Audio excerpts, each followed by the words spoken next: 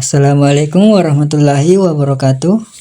Perkenalkan, nama saya Asraruddin dengan NIM 2204045000027. Nah, di video ini saya akan menjelaskan mengenai hal-hal yang berkenaan dengan fenomena sosiologi dengan peristiwa-peristiwa yang terjadi di sekitar saya atau di sekitar sekolah atau kampus.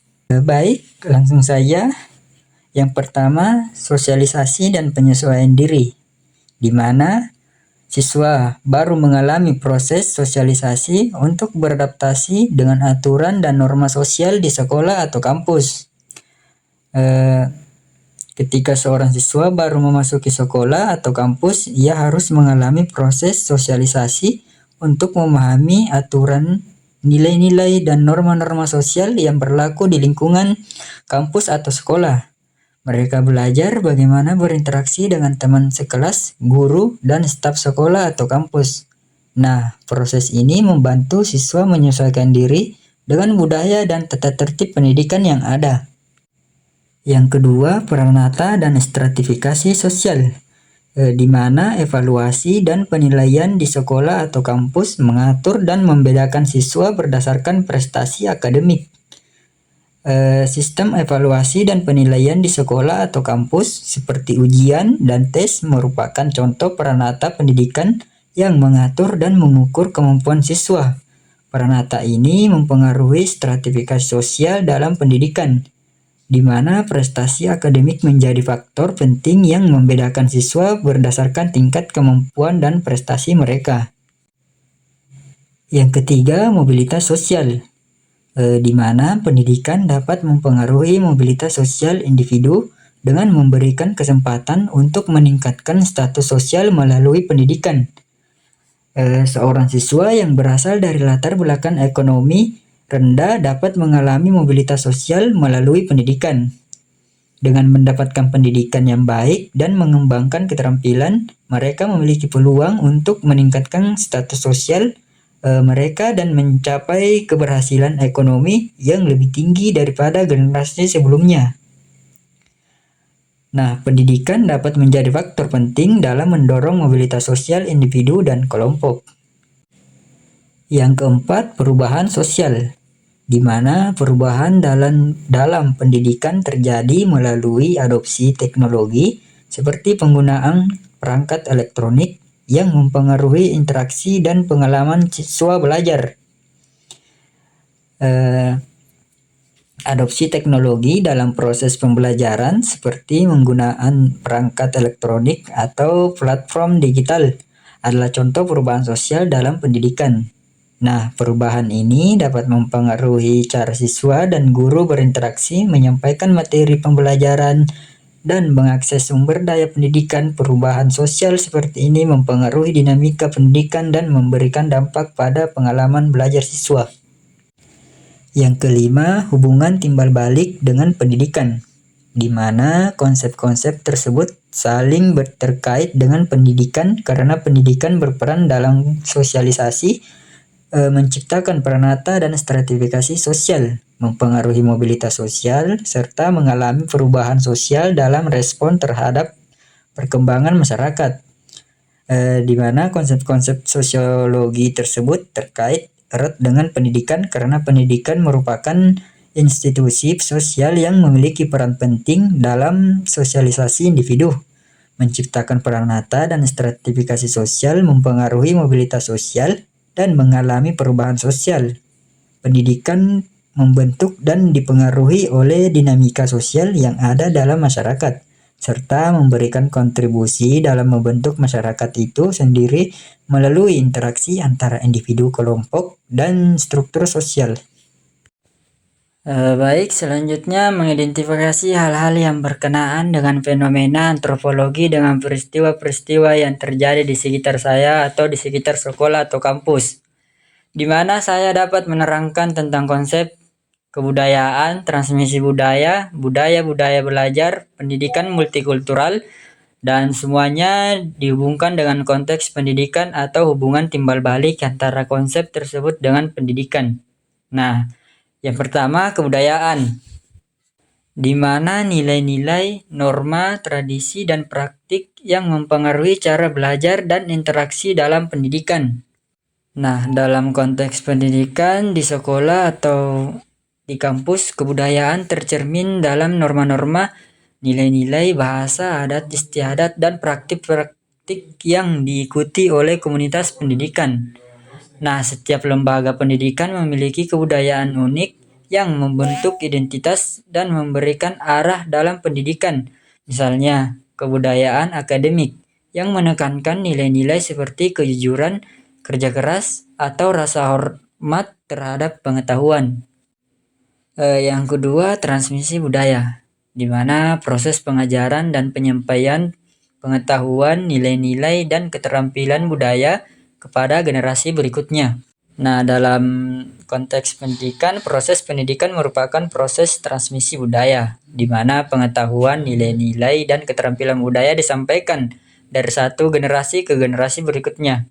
Nah, guru atau dosen berperan penting dalam mentransmisikan pengetahuan dan nilai-nilai budaya kepada siswa melalui kurikulum, materi pelajaran, dan interaksi di kelas.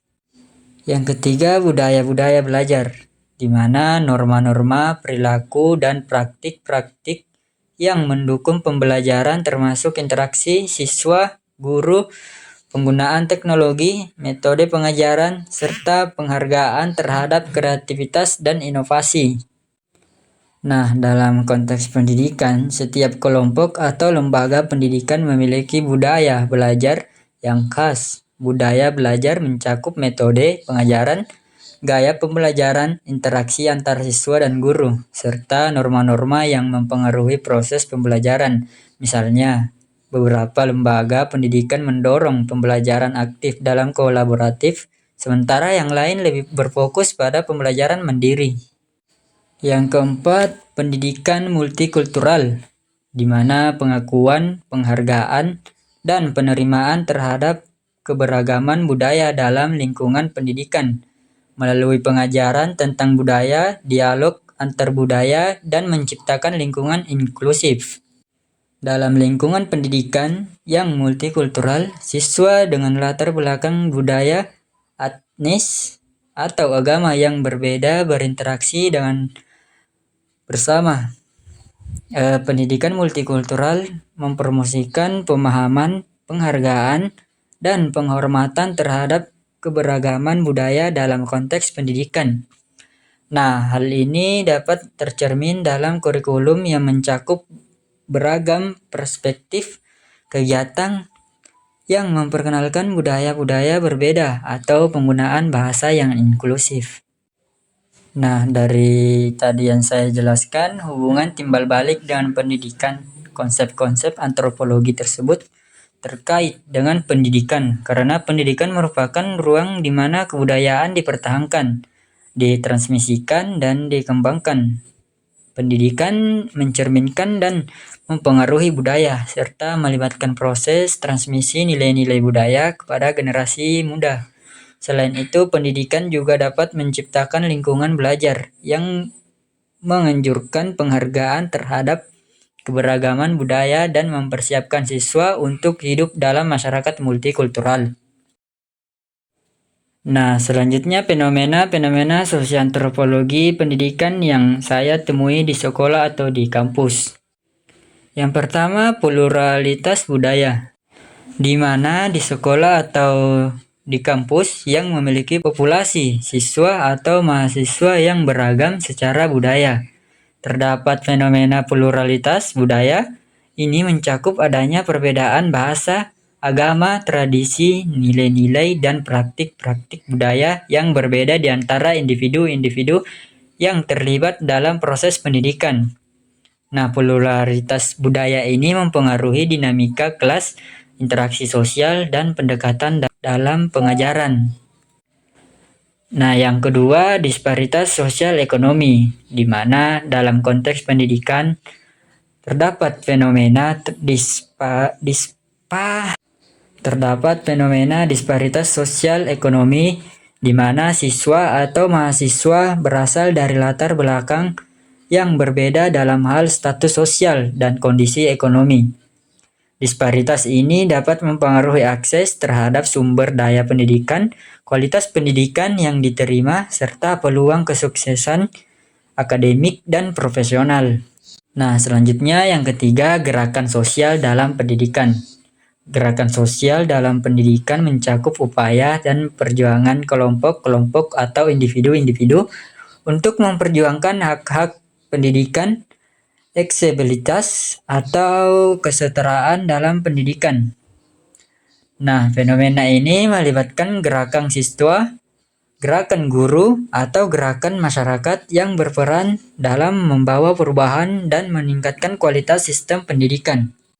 Yang keempat, dinamika gender, di mana di lingkungan pendidikan terdapat fenomena dinamika gender yang melibatkan peran dan pengalaman gender dalam konteks pendidikan. Nah, hal ini termasuk stereotip gender, kesenjangan gender dalam partisipasi atau prestasi akademik, serta peran gender dalam pengerjaan dan pembelajaran. Fenomena ini mencerminkan interaksi kompleks antara gender, identitas sosial, dan pengaruh sosial dalam pendidikan. Yang kelima, interaksi antara siswa dan guru, di mana interaksi antara siswa dan guru adalah fenomena sosiantropologi yang terjadi di lingkungan pendidikan. Hal ini melibatkan dinamika kekuasaan budaya belajar dan proses sosialisasi di antara siswa dan guru. Interaksi ini mempengaruhi pembelajaran, motivasi siswa, dan pengembangan hubungan sosial di dalam kelas atau di lingkungan belajar. Yang keenam, pengaruh teknologi dalam pendidikan, di mana pengembangan teknologi informasi dan komunikasi telah mempengaruhi fenomena sosiantropologi pendidikan. Nah, penggunaan teknologi seperti komputer, internet, dan perangkat mobile telah mempengaruhi cara siswa dan guru berinteraksi, mendapatkan akses terhadap informasi, dan berpartisipasi dalam pembelajaran. Hal ini menciptakan dinamika baru dalam pengajaran dan pembelajaran di sekolah atau kampus. Selanjutnya, membuat analisis kritis terhadap fenomena-fenomena yang tadi saya jelaskan, atau narasikan gap antara konsep pendidikan ideal bersumber dari filosofi tokoh pendidikan di Indonesia dengan peristiwa-peristiwa sosiantropologi pendidikan yang saya temui di sekolah atau di kampus. Yang pertama, pluralitas budaya, di mana konsep pendidikan ideal sering menekankan pada penghargaan terhadap keberagaman budaya dan pemberdayaan siswa untuk menghargai, memahami, dan berinteraksi dengan budaya yang berbeda. Namun, di banyak sekolah atau kampus terdapat gap dalam implementasi konsep ini. Meskipun mungkin ada upaya untuk mendorong toleransi dan penghargaan terhadap keberagaman, seringkali masih terjadi ketidaktahuan antara prasangka terhadap budaya yang berbeda dan kurangnya integrasi budaya dalam kurikulum dan kegiatan pendidikan. Yang kedua, disparitas sosial ekonomi. Konsep pendidikan ideal menekankan pada kesetaraan, akses, dan peluang dalam pendidikan tanpa memandang latar belakang siswa, tanpa memandang latar belakang sosial ekonomi siswa. Namun, kenyataan disparitas sosial ekonomi masih menjadi masalah yang signifikan dalam pendidikan. Siswa dari keluarga dengan kondisi ekonomi rendah sering menghadapi hambatan akses terhadap pendidikan berkualitas, sumber daya yang terbatas, dan kesenjangan dalam kesempatan pendidikan yang setara.